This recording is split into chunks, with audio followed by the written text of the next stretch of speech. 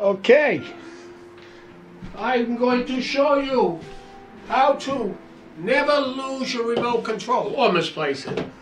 Okay, so where is my remote control? I've got so much junk. Oh, hi Jojo. What's this? It's a tail, and it leads to my remote control.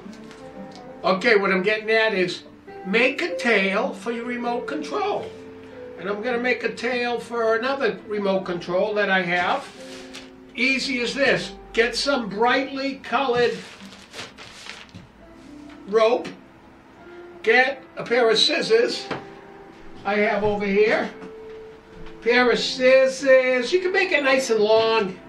Let's see, how long do I have this one? A couple of feet. Sure, make it long. Like this. Okay, cut yourself a nice tail. Don't have to be too long, not too short, nice. Get your remote control that you're always losing or misplacing. You get some tape, and if I can find here it is, find where it starts. You just take a piece of tape, put it on the back, and tape her up, and voila! You won't misplace your remote anymore. Well, you will, but then you'll find it more quick. More quick. Okay, your tip for the day.